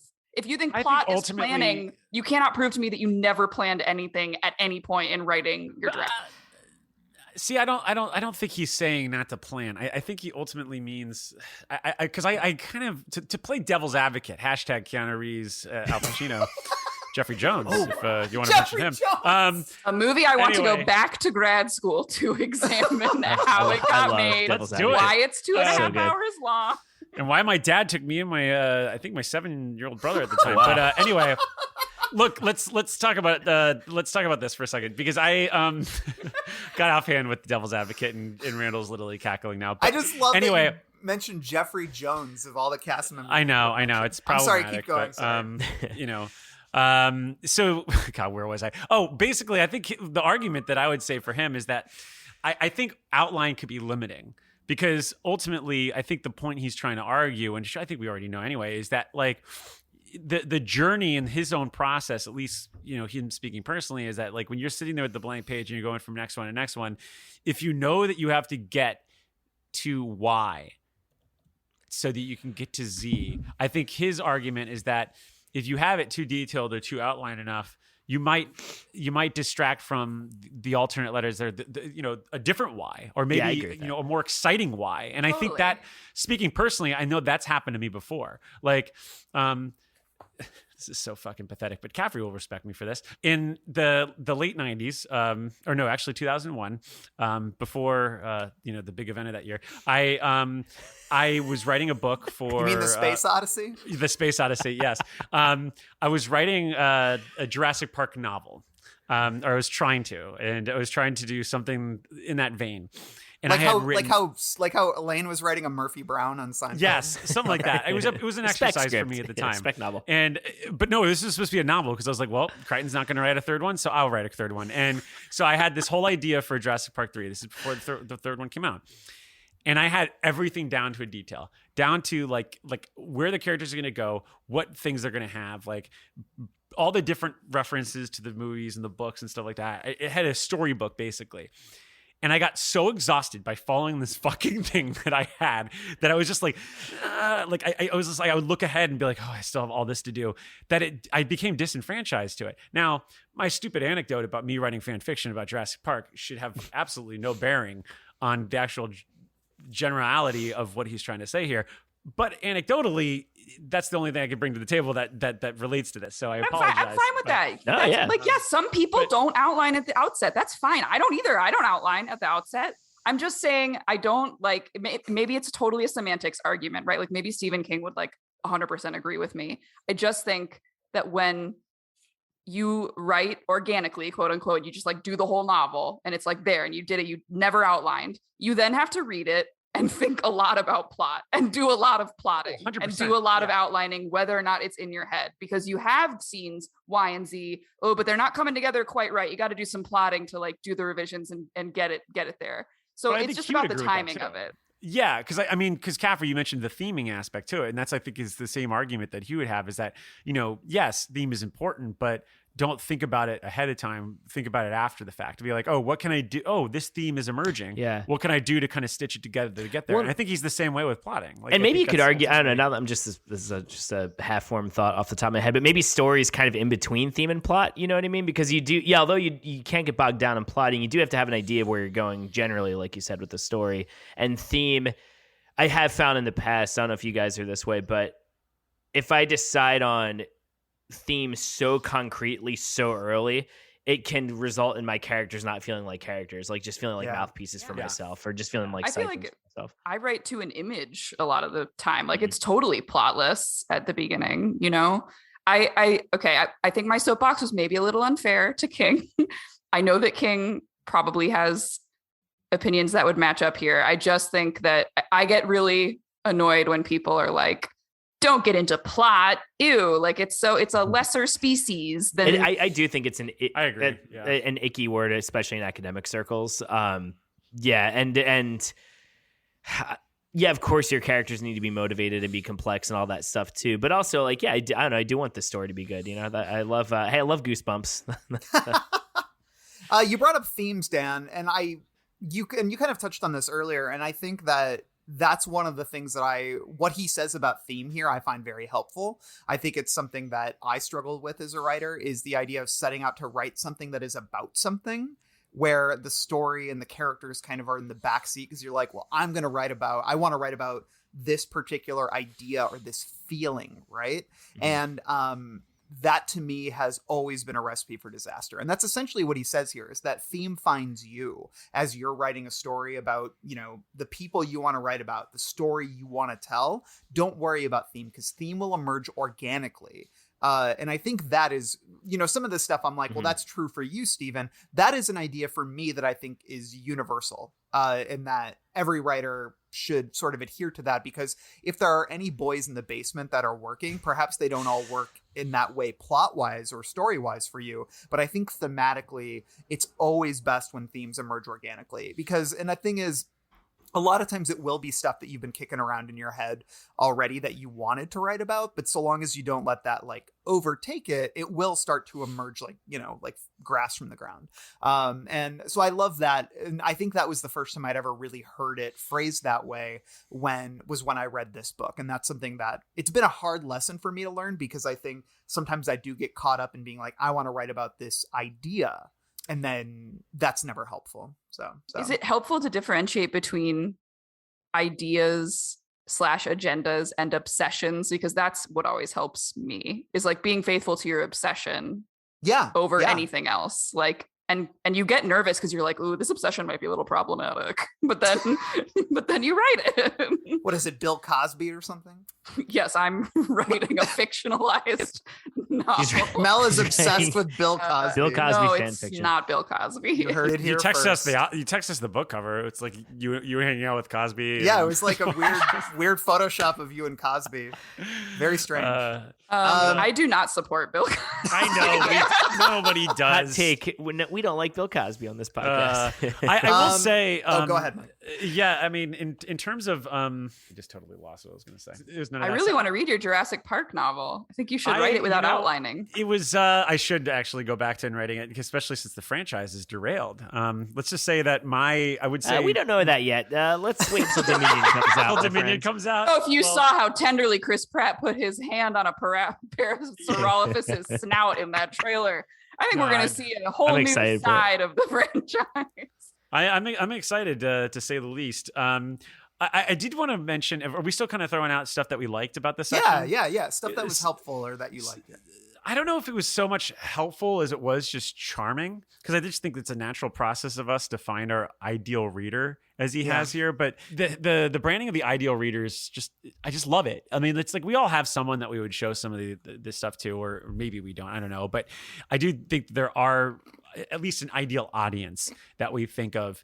And I don't know. I just reading about him and Tabby in this, like, there was a love story here. Like, there's like a really cute like anecdote that I want to read because I really liked it. He says on page 262, I gave her the manuscript of my novella Hearts in Atlantis while we were in North Carolina, where we'd gone to see a Cleveland Rockers Charlotte Sting WNBA game. We drove north to Virginia the following day, and it was during the drive that Tabby read my story. There's some funny parts in it, at least I thought so, and I kept peeking over at her to see if she was chuckling, or at least smiling. I didn't think she'd notice, but of course she did. On my 8th or 9th peek, I guess it could have been my 15th, she looked up and snapped, "Pay attention to your driving before you crack us up, will you? Stop being so goddamn needy." I paid attention to my driving and stopped sneaking peeks. Well, almost. About 5 minutes later, I heard a snort of laughter from my right. Just a little one, but it was enough for me. The truth is that most writers are needy, especially between the first draft and the second, when the study door swings open and the light of the world shines in. I mean, that's just... First off, great capturing of an image there, of a scene. But I don't know. I just thought it was really interesting that, in the midst of him doing this memoir, in the midst of him trying to discuss the craft, there's a love story here, and I really liked it. Like, for me, that's so obsessed with trying to get in the mind of this guy that we've been covering for better half a decade. It was that little things like that I just fucking loved to death. So I totally related to too, because like Susan reads all my shit before anyone else does, and it does, like, it is weird because ultimately her approval or endorsement or positivity doesn't really matter, right? Like, she's not going to be in the room with it for most of the time. And I relate just that idea of like that nervous anticipation, right? Because and her and I actually don't even have a lot of the same taste or see eye to eye on some of it.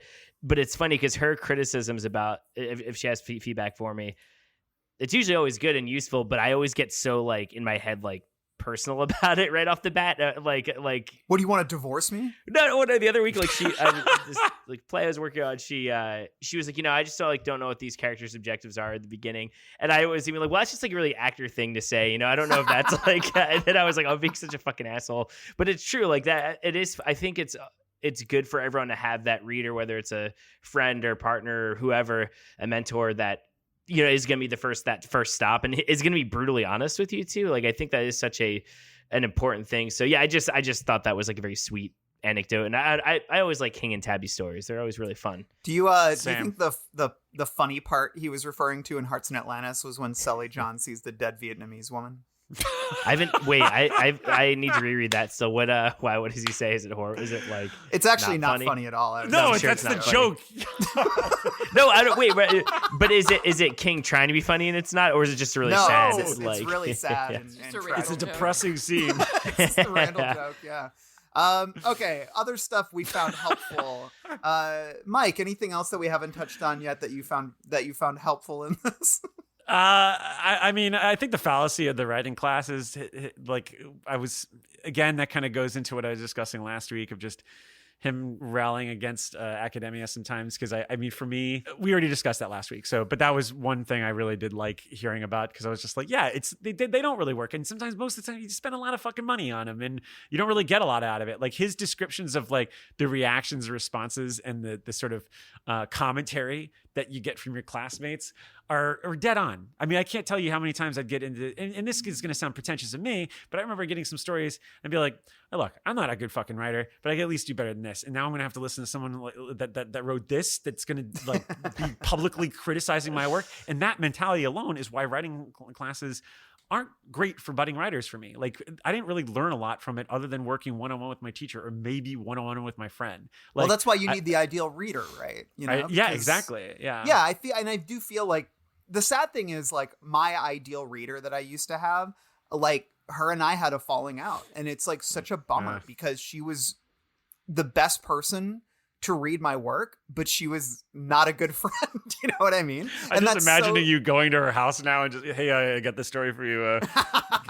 Get out of here. You know? But it's a bummer though, like when your ideal reader is someone that is not compatible with your life, and that is such a bummer. And like, and so I don't know. I feel like I'm in this process of trying to find that ideal reader again. It's very tough, very interesting. Let me be a shill here. I support writing classes if they are what you need. I think you can get an MFA without going into debt. In fact, you can go to a fully funded program like I did if you apply carefully and build your skill. And I found it incredibly transformative and useful. Of course, there were bureaucratic and shitty elements. Those are endemic to every creative writing program you will go to. But if you are someone who just wants time, to write, it's very true. And also is looking for readers, that actually I think is a really good way to do it. I'm not saying they aren't capitalist industries or that you won't ever be mad. But yeah, I don't want it to I don't want writing them off. I'm just saying I do like that there's at least an acknowledgement of like they don't always work. Well, because I feel like they most of the time, at least growing up, I was like, yeah, just do that short story. You haven't done short story yet. Like, it was. Well, there's a changed line my life. that King has no, it didn't. that I love that I think sums it up for me, which is too many writing classes make wait a minute, explain what you meant by that a kind of bylaw. And I agree, I love that sentence, and I underlined it like 10 times because I feel like so often. Like this happened to me with playwriting a lot too. I remember doing a reading and the director was sitting next to me and was like circling lines and putting big question marks by them. And they were just like, you mentioned a name here that's not mentioned anywhere else. And I was like, yeah, it's just a person mentioning their friend. Like, it's a bigger world than what you see. Like, and there's like, but we haven't met this person. I'm like, I don't need all these people to meet. You know what I mean? And it drives me crazy because I'm like, you're focusing too much on this small stuff. And you're saying like, what do you mean by this? What do you mean by this? When sometimes it's like, let the whole thing speak for itself. Anyways, that's just me ranting. Well, and I think too, I kind of way I guess, because obviously I'm with Mel with having just come out of a program, but I also see what Mike's saying too, and I think a lot of it points to just knowing which readers are going to be valuable. Because I'll be honest, even in grad school, and I was surrounded by smart people and talented writers and all that stuff, but you're in a workshop long enough, and you do get kind of a lay of the land, and you go, okay, I think this person understands my work, and maybe we share similar aesthetics. They're going to be a good reader for me. This person just isn't buying what I'm selling. That's totally fine. And I appreciate that they're giving me feedback, but I think you do have to learn how to filter that out. I mean, Randall, I remember when we were doing a reading of a play of yours downtown. This is forever ago. And it was a big crowd there, and the talkback was going well for a while, but then people just started latching onto the shit you're talking about. Like, I'm just making this up, but this scene takes place in a basement, but there's no stairs mentioned. So how are people? Yeah, it wasn't that dumb, but like, no, I remember I was like losing my mind. And you like, just wrote on because I was moderating the talk back, and you just wrote on a piece of paper, "Hey, they're, this is stop being useful. Let's just end this," and then we ended it. No, but you were exactly right, because that I think knowing when to like who to take the feedback from, how to filter it out, and also when to stop sometimes, because you might be in a workshop and you're like, okay, we've been going at this for 2 hours. I have everything I need. Yeah. I appreciate that you all have more to say, but like, I'm good. Let's get out of here so I can get back to work. Anyway, that's kind of how I look at it. Yeah. As we wrap up this section, there's two just small things that I found interesting but unhelpful ultimately, which was the way he writes about description and the way he writes about dialogue. I found these very entertaining sections, but I can't sum up enough how much he's like, you can do it this way or you can do it this way, but in the end, just do whatever you want. Like, so you can go with that. Yeah, it's very much just kind of like, you can under-describe a room and then people don't know where they are, or you can over-describe a room and then it gets boring. Try to aim for somewhere in the middle. It's like, thanks, Steven. I also love that he taxonomizes these things based on nothing except like literally what he sees on the page, like narration, description, dialogue. Narration just means any writing that isn't majority description or dialogue. Like, it's just the isolated text on the page that isn't flowery or spoken words. And again, it's just like, this is written by an engineer, not a philosopher. And like, it's just kind of funny to me. Yeah. And then I did find it interesting that he writes about getting an agent and getting published and stuff like that. And it's interesting. He said it was easy. I was like, well, yeah. And that's the thing is, it's all outdated. It was already out, but it was like already outdated when the book came out, because when's the last time he had to get an agent or really get, get published in the way where he actually had to convince someone to publish them. You know what I mean? So I would say that those sections to me feel almost quaint in how outdated they are. But like he does get, though. What was that? I feel like it's come around though. I mean, I know a lot of people that have agents. Well, just in the sense that like, I actually think it's easier again to get agents because everyone's looking for some way to make cheese, like you might not get a great agent, but you'll get someone. Like I know people that have maybe been published twice and they're like, yeah, I'm working with my agent. And I'm like, what are you fucking talking about? You're working with an agent. Been published twice. You have like 2 reviews. Well, I mean, look, as you can see, I'm a great editor to work with, but like, I just, I was just flummoxed by it. It was like, you've had 2 reviews, they're less than 1,000 words each. Like, how do you have a fucking agent already? And I'm just telling you, it's like, you could find one out there. Like, that's the thing. I will, whether it's good, I don't know. I mean, maybe it'll get published by, I will say like, I did like, my hackles raised up a little bit when I read that too. Cause I'm, as someone who doesn't have an agent and would love to have an agent right now, I was like, wait a minute. But I had, I won't say any names, but I have seen a lot of, and maybe in my mind, and maybe I'm just being bitter, undeserving people get agents the past few years. It's also funny that I feel like you're the only one of the 4 of us who's published a book and you don't have an agent. No, well, I had the option to go with the agent who sought me out for that, but he's really primarily nonfiction, pop culture criticism, which he's in prison now. No, he's great. He actually between lawyers right now. He's actually excellent. It's Stephen King himself. So. Well, that's not Stephen King himself. It's not Kelsey Grammer, but no, it is funny though. Book. He does teach at the University of Maine and has been on. He doesn't know Stephen King, but he's I think he's Canadian, and he was at the same school as him and shit. Anyway, bottom line being, I still do some pop culture criticism, but I guess like an agent for playwriting or screenwriting that has eluded me so far. Yeah, but I've seen a lot of other people get it. So the one thing that I think is true here is because he got his agent through a contact, like through one of his old professors who liked his work and then passed it along to somebody. That's how I got my agent, and I think that's how a lot of people. I think that's the majority way that you're going to get an agent these days is who you know. I don't think that there's a lot of blind submissions going on these days. I mean, I know that there is to some degree, but I think by and large it's about who you know, who can help you. And I mean, that was true back when King was young, and it's true now. There are more traditional ways to go about those things. Same with getting published. But I think so much of this business, and this is what King perhaps has forgotten to some degree, is that it's all about who you know. It's not often about talent, so It's true. Both are true, though. I just want to say that the slush pile, both in submitting to lit mags, like that's real. You can still actually get, if people say like, oh, no one can get published out of the slush pile, you really can. So like keep submitting. I know a lot of people who've done it, including myself. And agent stuff too. Like they are reading blind submissions. Like don't think that if you don't know anybody, you can't get an agent. You definitely can. But Randall is right that like if you know people, it's a lot easier. And listen, if there's any Never agents stop listening to networking. this with what do you say, Ruff? Oh, I was gonna say never stop networking. Yeah.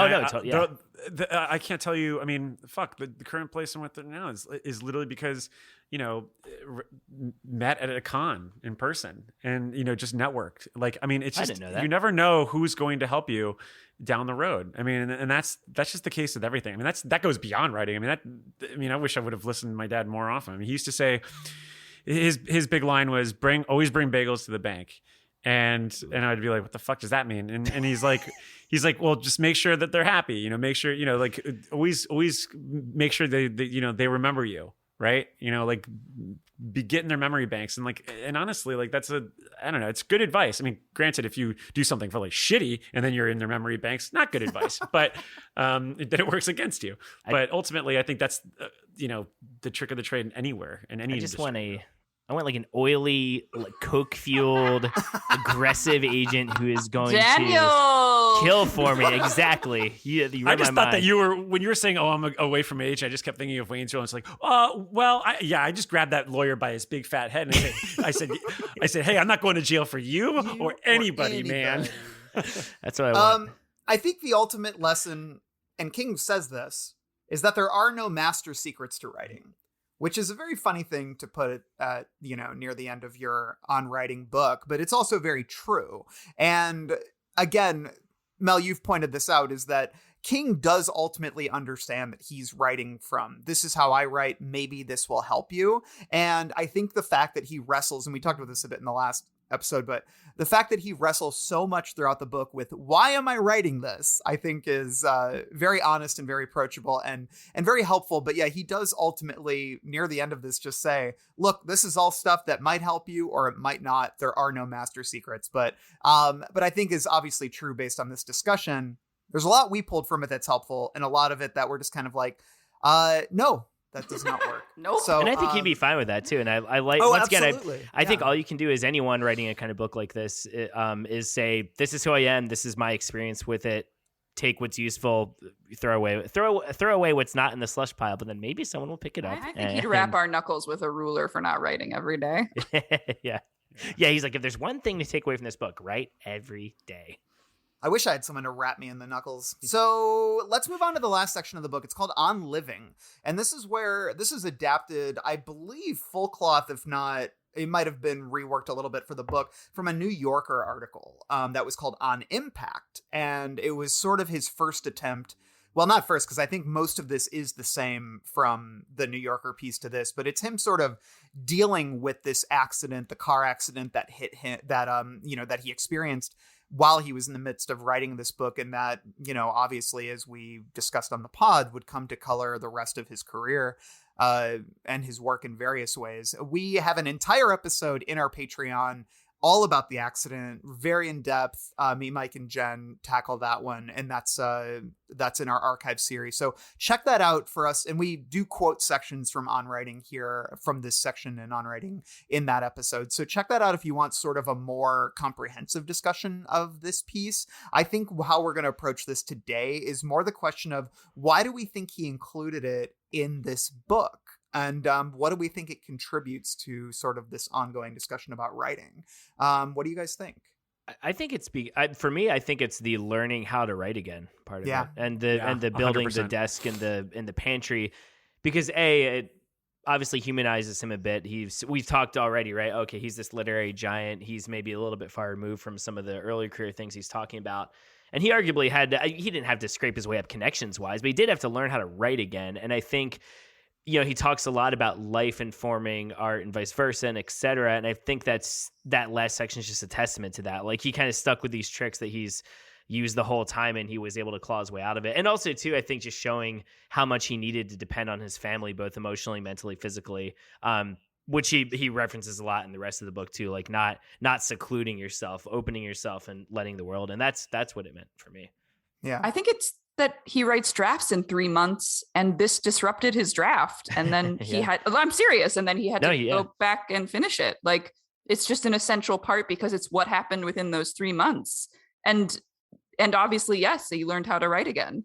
I think this section is like so gripping. The writing is like really just vivid, and the description of what things feel like, the collapsed lung, the like flashing in out of consciousness. Did you guys notice that he can't help but do king foreshadowing of his own? Yes. I underlined in the thing. The great. Ultimate king foreshadowing. Like, and even imagistically, for real, that when I think of On Writing as a book, I think of him in a pantry, and I always just pictured the pantry Susan and her roommates had in their apartment back in the day. But I picture him sitting in there and trying to do this and wincing and calling for his wife. Like that's like the image, the same way that the skeleton crew images the monkey with the symbols. That's what I think of for this book. I just think it's a really rewarding, rich piece of imagery that he puts in there. And I mean, it's obviously it came from his real life. I think of the sentence, for some reason, this is the king sentence that sticks in my mind from this section of this book. The pain in my hip was just short of apocalyptic. I'm like, God, that accident was so bad. Oh, it's bad. Yeah. And the language he uses to describe it is so vivid, and it would come to, I think, in so many ways haunt future books like Dreamcatcher, like Doomakey, and several others. And it was a pain that I think was so deep because it affected him, not just physically, but mentally and emotionally and creatively. And, and I think the reason he includes it here, and he reflected on it with Entertainment Weekly when they put it on their list of like, the 100 essential books of since 1983 or something like that. And it was he says he was reflecting on the year 1999, and he said, "It was the year I wrote On Writing, the bulk of the work being done post-accident. That was a terrible, painful process, but the work itself seemed like salvation." And just that word salvation, I think, is important because I think ultimately he begins the book with this autobiography of his early life, and he ends it with more autobiography about, this really important moment where the writing that, helped him develop who he was when he was young would come to serve as a sort of salvation in this time of, complete bodily destruction. And so I think it's actually a really lovely and kind of sad and redeeming way of ending the book, is showing the way that writing has, been this lifeline throughout his life and has kept him going. Because he also talks about his sobriety as well, and the way that, that almost derailed him from his path as well. Writing and his family are the two things that have sort of been with him the entire way. And so I think ending it with that is clearly very important to him, and, makes it a more richer book, I think. Mike, what were you going to say? Well, I just think it's natural. I mean, I think it was the natural ending. I mean, this is a guy who loves gallows humor, but I mean, the ending hit him just in the same way that, like, his ideas did. I mean, like, when you think about it from a narrative level, a structural level, a spiritual level, and a thematic level, like, this all weaves everything in together. It's like, this is the ending. It's just the natural ending for this book. And the fact that it has to do with his, obviously his life is one of the arguably the most important thing that's happened to him in a way. He beat death. I don't know. It just kind of feels like a joke that he'd make, where it's like, the ending just came to me. You could say it hit me. Like I could just see him writing that. Well, and I don't know, like reporting wise, didn't people say that when this came out? Like, in a tale right from one of his own novels. I feel like that. Like, 100%. Yeah, it's in every one of the news stories that we had to research. It's like every writer thought they were so clever saying that, and like, but I mean, I don't know. I just think like it just is such a. It would almost be. It would be so shocking if this wasn't part of the book and it had been released in 2000. And I think ultimately you would hurt the book if it wasn't, because this is what makes it. It makes it land, and it also spiritually it brings everything together, and like it also makes this book feel that much more honest, Whereas like And when you get to present. this It's point- just it just Yeah, happened. and present. Yeah. Yeah. Exactly. Yeah. So, So I this don't know. book It's is just called perfect. a memoir of the craft. What's more memorable when we come out of this book? Is it the memoir or is it the craft? Is it him writing about his life or is it him writing about writing? What would you guys say? My good lad, they are inseparable. They are one and the same. I would say memoir. I mean, there are a lot of craft things I remember. Even at my day job the other day, a new writer we hired had brought up like the adverb thing and a couple other things. Like I shouldn't say I remember nothing about the craft elements of it because I do. But like I said, I remember the crash, him and Tabby in the desk in the pantry, him at this big dinosaur desk, and then but then downsizing and inviting his kids It's all in to watch dinosaurs TV. with you. I know. Hey, I love how Mel. Do you have a Jurassic Park ripoff somewhere? I love how Mike, Randall, and I all have our own Jurassic Park stories from when we were younger. But yeah, I don't know if you do. You have stuff with I had more embarrassing stuff. Don't worry. you have stuff with. I mean, you have very good contemporary things with prehistoric. Well, you probably have like creatures. Pokemon stuff, and Pokemon's like dino adjacent. Oh yeah, I did Pokemon role playing for sure. But You were saying what you remember about the book on writing. no. I think for me, it's definitely the memoir aspect of it. Not because I don't like the craft element, but I will say maybe it's because I'm older now. I do find the memoir not half even. Like I'd say 3/4 of it more useful to me as a writer. And once again, it's storytelling, right? And that's what he's good at. So yeah, for me, it's definitely the memoir element of it. I do think yeah. it's the whole book is a memoir. The craft parts are also memoir. It's just all memoir. It's Yeah. a memoir. Yeah. That's why I lean on memoir. Do you think we'll ever get a proper autobiography from King after this? I don't think so. I think someone will. I mean, I'm surprised reading this. I'm surprised that we haven't gotten some, fucking bullshit indie Sundance movie. That's like It is him. weird, isn't it? Well, you know why, how he for made real? Carrie, and it's just like them living in a trailer, and someone made it for like $10, and it's like Scoot McNairy as like Stephen Scoot. King, and he's like slumming it for this. That's fucking actually not director bad that casting. That's It's not bad yeah. casting, but, And it would be like It'd be funnier Tabby's- if it was like Brad Pitt or something. It would be Tabby finding the manuscript and then looking at it, and then like Machine Gun by the Commodores just starts to play, and then it cuts to him like making all this money. Yes! but Brad Pitt and Stephen King actually have a similar head shape. Like They do I think, actually. They have I think broad they brows could and- actually make yeah. that work. Yeah, actually, you're right. It's That a was great bad- story, babe. bad you one. know why I don't You know, think he'll get like Timothy Chalamet. I don't. God. And Zendaya is like Tabby, and Oh man, that's good. Oh, I love that. I don't know. I could see him getting a biopic. I don't think he'll ever get some super thick, prestigious biography because there's not a lot of mystery about him as a guy, and I like that about him. I yeah. like that he's not this literary lion. I like that there's not this. Oh, we have to exist. He actually is very negative when he talks about his drug experiences and all the juicy stuff that you would be like, oh, we need to unravel this part of him. I think he's like, no, I was a fucking drunk and an addict, and that's not interesting. So I don't know if we'll ever get some kind of thick like Philip Roth autobiography marred by controversies of the writer. Hey, I know we will. yeah. I know we'll get one. What? It's called the Losers Club, a Stephen King podcast that's been covering This is him it. from You're beginning to fucking end. No, I'm just listening to joking. it. Oh no, I was joking. What a Calls fucking coming from pompous inside the ass house. All right, let's give this some nose rankings. Mike, you why want to don't? talk at all about the? Do you guys have the 1408 edits in your edition? Oh, Yeah, I they're- do, but what would you like to say about them, Mel? They're so sparse. They're just line edits. I remember thinking they were very useful, but now I feel like yeah, it doesn't get at what's actually difficult about writing. That's I all I kinda have No, to not say. at all. I skipped over it. What I did like was you can find these materials elsewhere, but I did like the inclusion of the essay by Owen King, where he talks about being paid to do these audiobooks by his dad, and then also the interview with Joe Hill. And honestly, it's not like I think it's going to inform what he says about writing so much. I don't think you're going to read that and be like, oh, this is the key to everything. I think it's just What are nice. the big takeaways from that? Well, for me, honestly, I keep wanting to say Owen King just pretty much talks about, his dad kind of bringing the love of writing into the family and, paying him to do these audiobooks when he was younger. And the conversation with Joe Hill and Stephen King, he does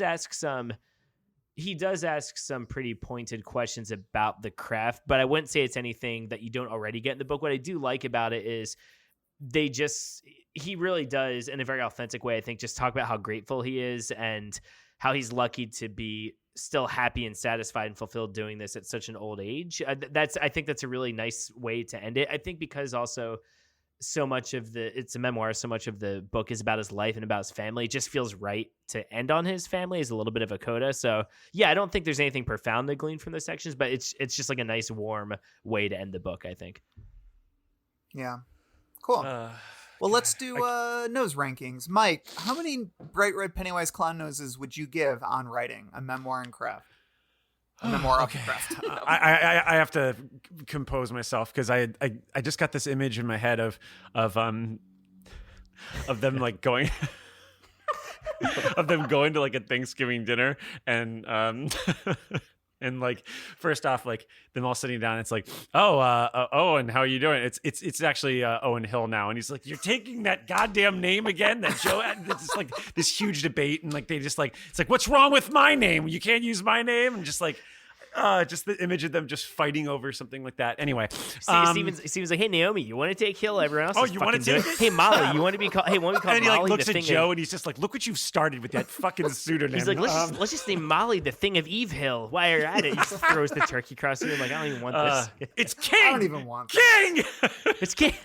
Why wouldn't you want your last name to be King? It's a mighty name. I'm glad I was able to. I just was literally like cackling on the side with the idea of them fighting. Because there is a photo if you look up like of them all sitting at the dining room in their house, and I just imagine them just getting in a huge argument and just Tabby sitting there drinking like her like coffee or something, just being like, oh, here we go again. Anyway, this actually plays into my final thoughts because, as you know me, I love getting into the world of King, and not just his fiction writing, but just him as a person. And this was just a joy. I mean, for me, I'm trying to think of the last title that was this hyped for me going into this book. Like, I'd say this, out of most of the titles we've covered in the last 3 years, were so hyped. I mean, like everyone and their mother, literally, like I've literally had mothers come to me like, have you read that? That's a good book. They all talked it up. And it's exactly what I expected. I mean, it's a tunnel into this guy that we've devoted half of a decade and change to. And that was a total fucking joy. I mean, and you know, to see, and we talked about it in, I think last episode, but like to see some of these insights that we've been kicking around manifest on the page. I mean, for me, that alone was enough of a hook to keep going. But then really like what I love most about this book is just how pragmatic it is. Like, about writing, about everything. I mean, like I've used that word a lot, and I think it's going to be one I just keep attributing to King, and it's just his sense of pragmatism. And I think I'll keep pointing to this book whenever I redundantly keep saying that. But in terms of the craft aspect of it, like I think it's kind of great in the sense that he's never really too idealistic, but he's also like never too cynical either. It's kind of like this straight arrow read that's pretty affable and yet also rewarding. And I don't know, I think any of our constant listeners listening to these 2 episodes can see that we learned something from it. So, I mean, I don't know, what more do you want from that? So for me, it's 4.5 bright red Pennywise clown noses, and maybe a little bit of aloe for the poison ivy, genitals, whatever, the getting all over his ass and stuff. Mel, nose rankings. I think I want to start by saying I want to walk back my while your brain is still developing answer to the great writer question, just because I want to be more optimistic. And I feel like great writers can happen later in life, right? You can like not have written anything and like maybe learn. Anyway, I disagree. I felt bad. I think you can do it. Don't feel bad. Okay. I won't feel bad, but I feel bad. Final thoughts. I think this is a hugely valuable, unique craft book that does what most craft books aren't aware they should do. And that is drop the dream of universality and of generalization and burrow into your personal little den that you've made for yourself and show us what's strange about it. Oh, you think good writing is a combination of narrative, description, and dialogue? Oh, you were drunk at your mother's funeral? Like, these are the elements of you showing us around your weird home and like explaining all the taxidermy that you bought and like speaking lackadaisically about things that are normal to your world, maybe normal to ours, but also maybe like totally alien and fucked up. And again, I think the book is strong because it's so myopic insofar as it is rooted firmly in like one life, one mind, And because that mind is like it's so dynamic, it's so antsy on the page. He's like a shark in this. He's like always in motion. And the motion is not premeditated. We can tell we're there while he's writing this. I do think he wrote it in one kind of spurt. He kind of did he read it over to himself many times? Like, I feel like it'd be worse if he had. Like, this feels drafty, like a first or second or third draft in a way that I think is really beneficial to it. It smacks of freewheeling thought to me. It's only slightly directional, but because it's on a subject dear to the author and because the author is gifted, and that's exactly what we want. We want to hear him like step up to the podium and basically improvise. We want to see what comes out of its mouth.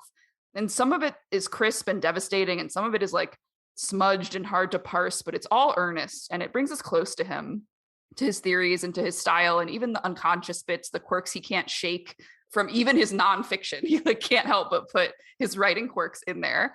And an attempt to explain the craft of writing, like all of writing, can only ever be an attempt to explain yourself, I think. And he's totally game. He tries. He does the attic floor memory toss up and tries to analyze and observe. And he also doesn't want to ascribe too much meaning to any one thing. He just wants to gather everything up. And the process tells us as much as the product. It's all there, the working and the work, which is the really enjoyable part for me.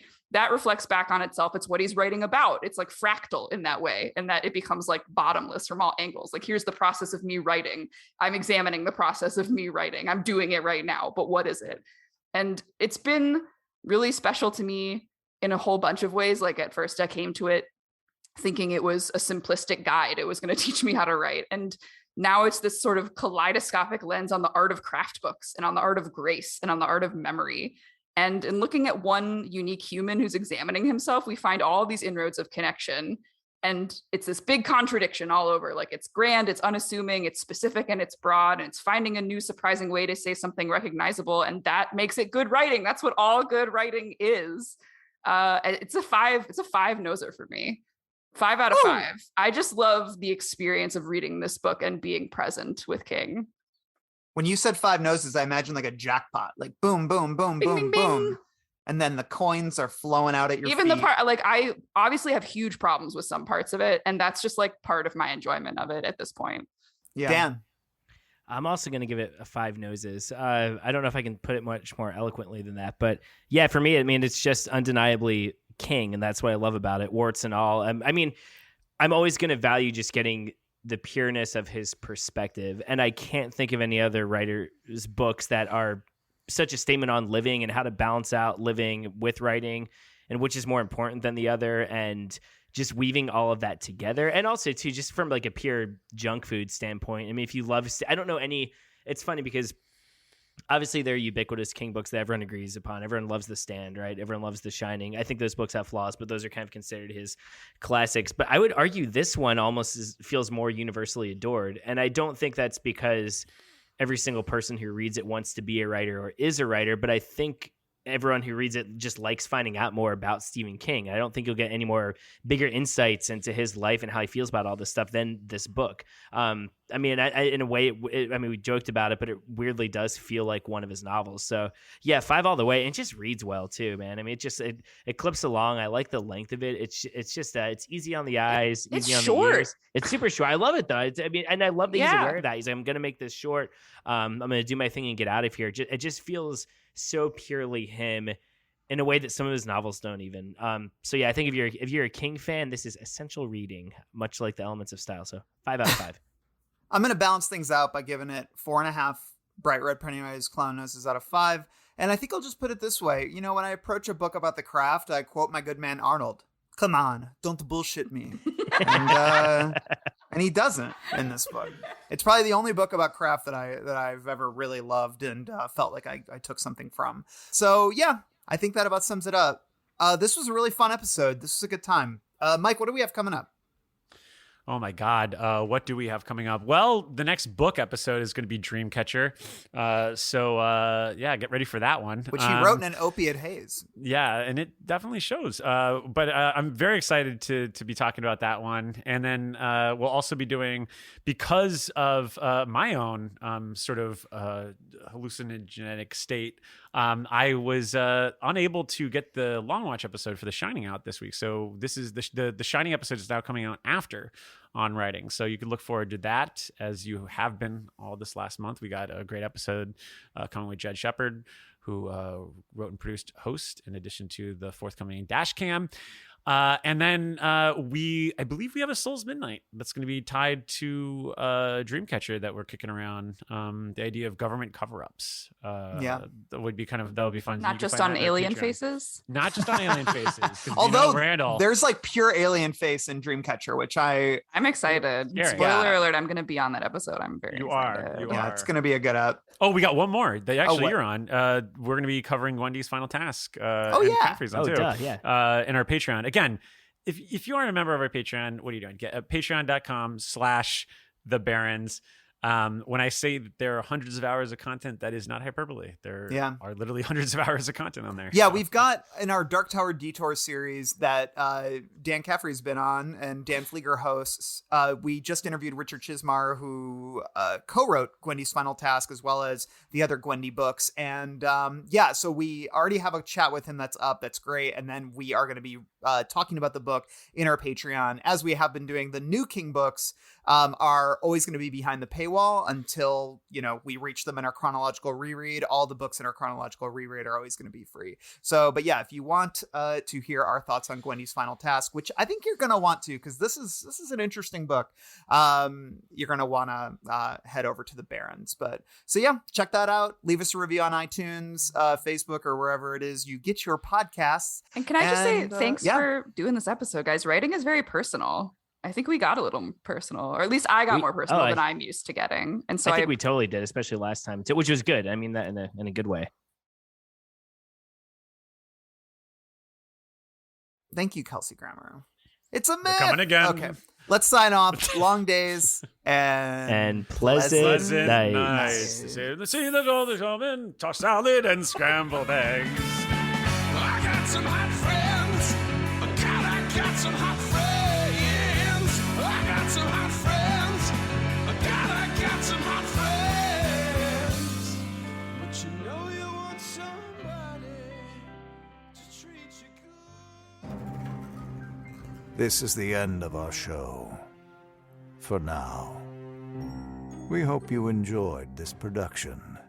If you like our programming, consider searching for other bloody disgusting podcasts, such as Creepy, Horror Queers, The Boo Crew, SCP Archives, Nightlight, Margaret's Garden, and more. They're coming again.